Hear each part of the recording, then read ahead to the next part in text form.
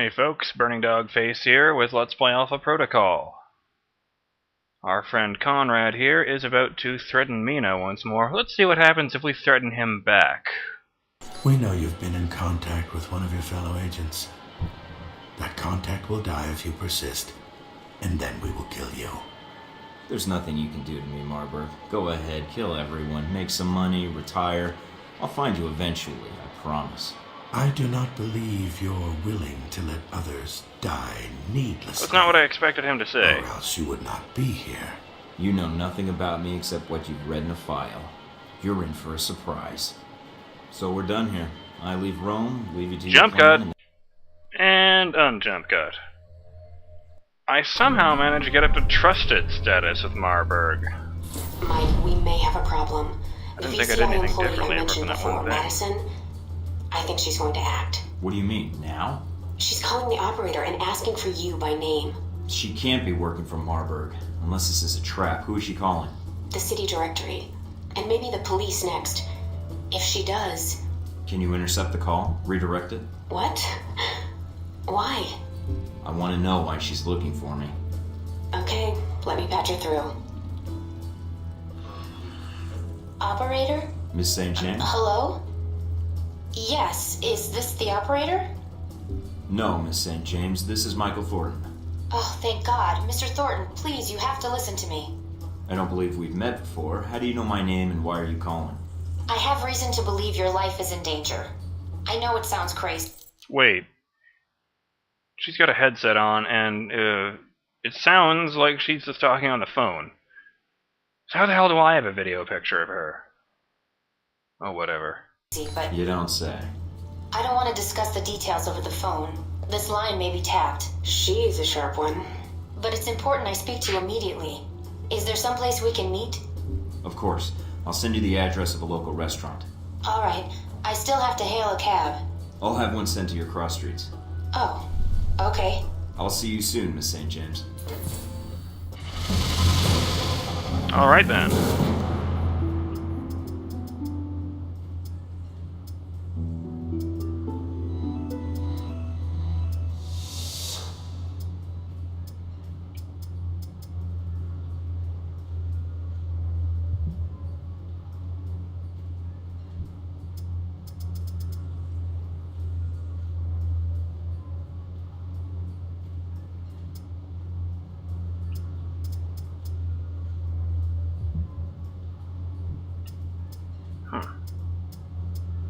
Weird how there's only 2 levels apart.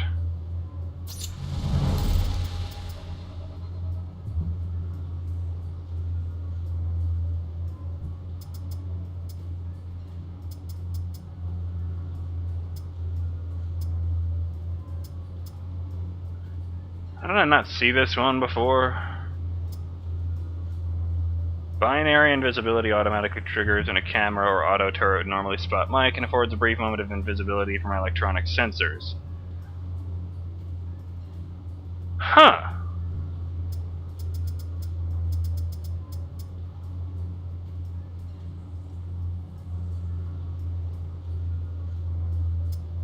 Oh, I get it. I probably can't get any of these abilities at all because I chose Commando instead of one of the other specializations. Pity that I went with submachine guns. Frankly, if I'd known going in that that would be the only full auto option, I probably would have gone with that. Say the V.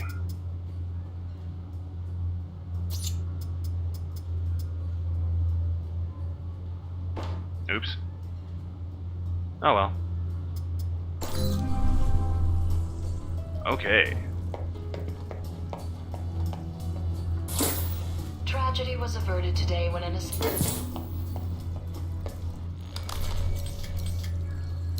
Let me just check something.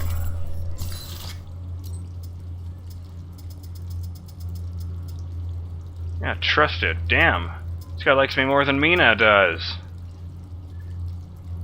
At one point I commented... I don't know where this came from. It was one of those things that Mike just said on his own. But he commented that Howlbeck seemed almost like a government unto themselves, and not much better than the government Marburg had been burned by in the past. Conrad then said, and he actually sounded genuinely impressed, that Mike's attention to detail borders on obsessive. What's the other one I wanted to check? Hell. Oh, great. Just pretend that made sense. Yes, I unlocked this. Deus Vault.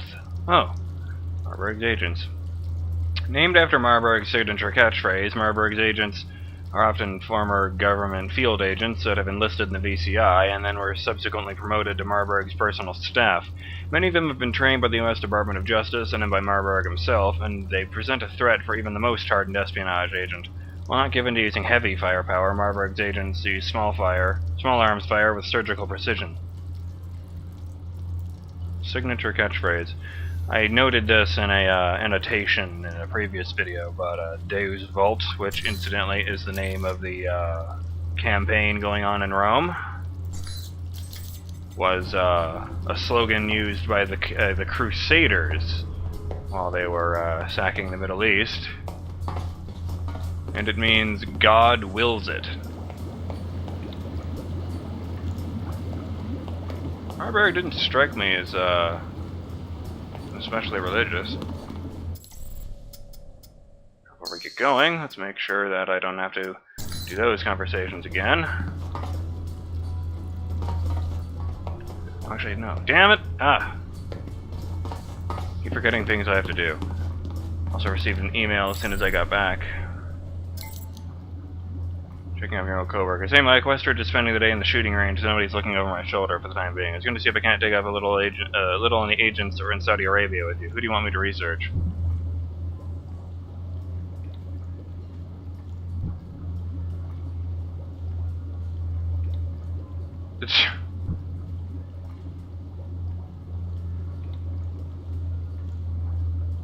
Oh right, yeah. Someone was supposed to have betrayed me. I totally forgot about that plot point. Darcy seems to be in love with me, Westridge seemed to be on the level, so let's have her investigate Parker.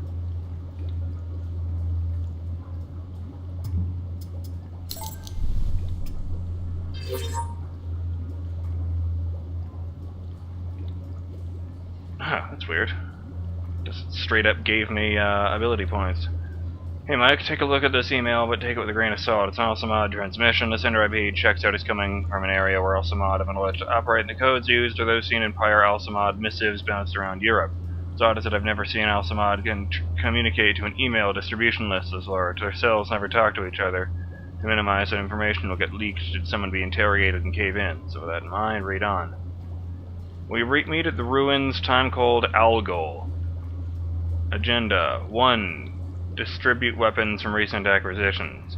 2. Discuss agenda for next page. And that appears to be the whole thing.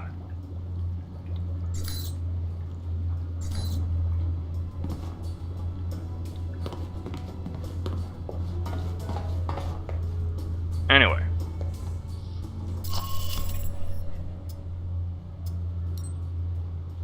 Oh, there's intel for this.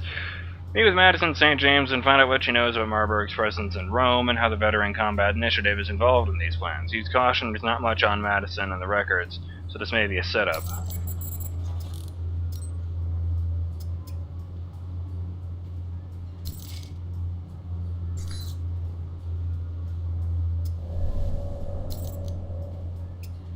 Oh, I already had that equipped. Good.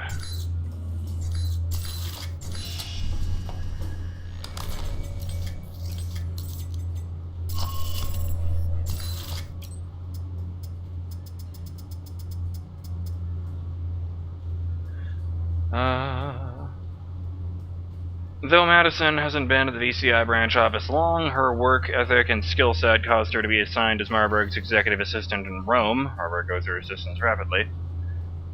Oh, that's the end of that sentence. She has access to sensitive materials, most of it. Oh, though as most of it is in code, she had little idea what most of it meant until finding the file on Michael Thornton. Shouldn't seem to know the full extent of what the VCI do besides recruit ex-military and offer up private security.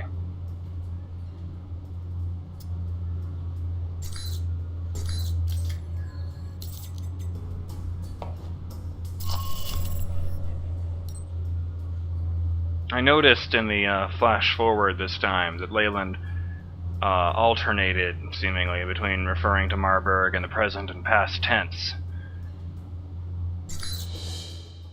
Maybe he can live or die, depending on how it goes. I mean, he strikes me as a straight-up villain, but, you know, it's one of those games.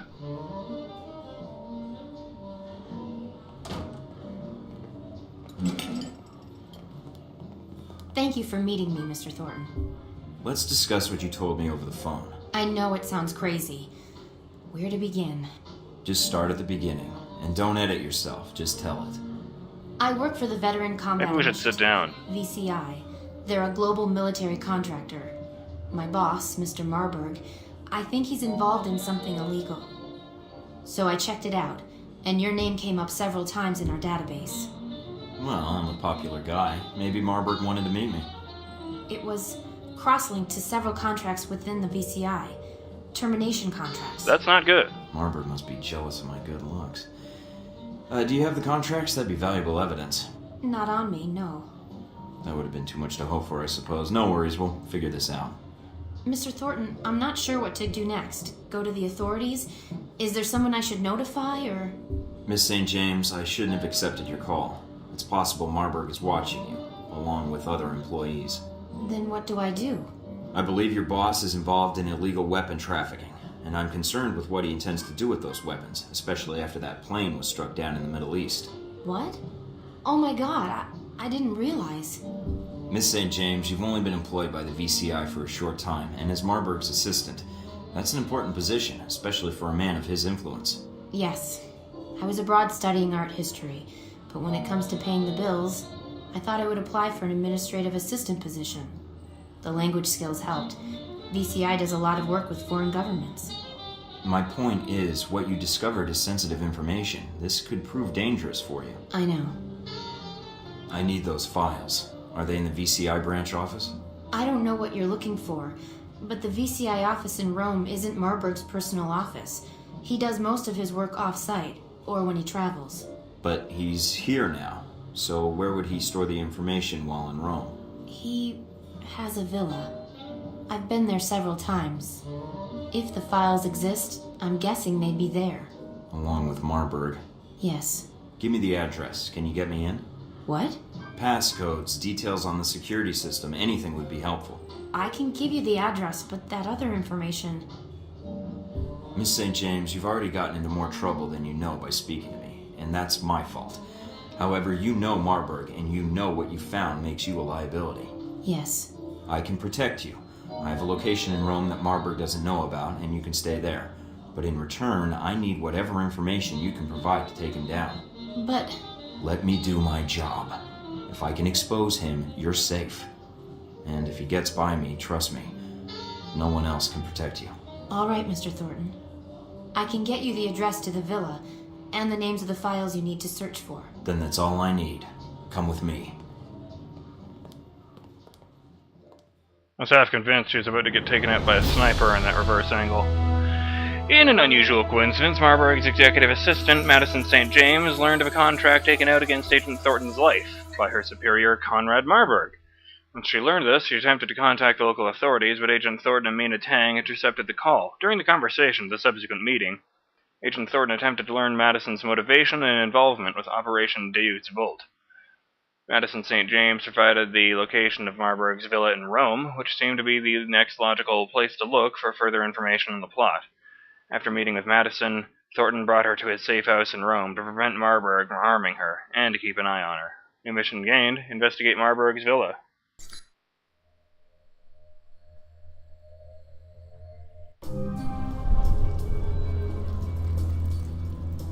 Oh.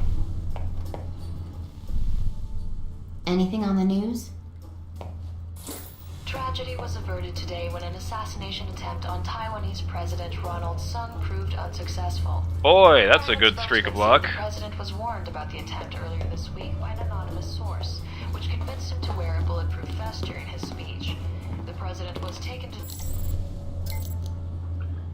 Alan Parker, born in South Dakota, bachelor's in mathematics from Dartmouth, master's and PhD at the University of Chicago. His dissertation is entitled Applications of Perturbation Theory on Social Hysteria. At the risk of sounding like a total nerd, it's pretty fun/crazy reading. It's all about dissecting social spikes in alcoholism, depression, suicide, support of dictators, and so on, to things like prices of beer, availability of fresh produce, and stock market volatility. Joined the CIA after college, being a rather successful analyst, solid work ethic and performance, but his personality issues blocked any hope of promotion. Unlike virtually everyone else in the agency, Parker actually has a family, well, in a manner of speaking. His wife died of an alcohol-related illness, and while her obituary says she's survived by a daughter, the young Ms. Parker seems to have dropped all communication with her family. Now, his record sure makes it look like he's just a mathematically brilliant worker bee for the State Department. Since that was just too boring to be true, I dug around a bit. There are long stretches of time throughout his career when his CIA work logs indicate he was working on projects that sounded suspiciously easy, like monitoring petty drug dealers or counting casualties on a CIA dust-up. So I asked him about a few of these projects he was on. He didn't remember, stuttered a bit, and then wandered off topic. This is not a man I've ever known to forget anything at all. So long story short, turns out he's been doing Black Ops for decades, so his work logs are just cover-up when he was doing top-secret work for the government. Work that's essentially Alpha Protocol-type operations, only this is before AP was ever chartered. As for his work on Desert Spear, it's odd that he was assigned to the mission. Seems a crisis response off is straightforward vengeance, wet work. The trouble is, I can't find much on his work on the op. All records of his involvement in the operation are sterile write-ups that leave out a ton of details. But apparently Parker is allowed to sign off on his own reports, so I guess he can easily cover up anything and everything he wants to hide. So there you go. Parker's got a long history with Alpha Protocol and the deniable espionage efforts that have come before it. Make of that what you will. I'll keep digging, though I'm starting to think Parker's hobbies include shredding documents and censoring documents. Is there a download link? Sick. Take a quick look and see if there's any sick armor to be gotten. Oh damn. That would be nice. Writer Robin Goulet's latest show in New York was greeted with surprisingly mixed.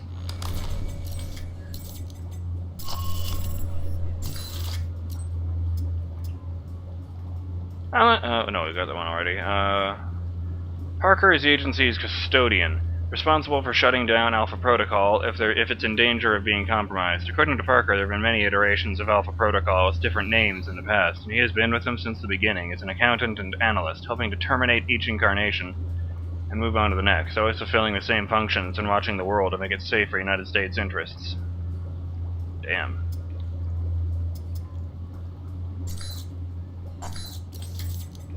No civilians were hurt in the battle. Well, there you have it. I'm going to be undergoing a wildly well-thought-out plan to infiltrate my arch-enemy's personal home in the next episode of Let's Play Alpha Protocol. They sure like that one water bottle ad. Of sugar to hyperactivity and inattentiveness in kids, especially when combined with an empty stomach. Apparently, after normal, healthy children are given a great deal of sugar, their bodies release vast quantities of the hormone adrenaline, which turns even the calmest child into an uncontrollable hellion. According to one researcher, we gave them a bag of candy bars, and then in like a half hour they were running around being crazy, end quote. Researchers managing the study recommended parents attempt to reduce their child's sugar intake, or at least balance it with other snacks containing fat and carbohydrates, like chips and pretzels, right? Yes, Melissa, that would probably work. But parents should remain aware of the dangers that sugar poses to their children and their families. Well, that's certainly food for thought. That's funny. I'm going to assume that's satire on the fact that everyone knows that. I appreciate the gesture, but Hong sure could have gotten me a real sword. Anyway, like I was saying, I'm BurningDogFace, and I'll see you next time. Bye.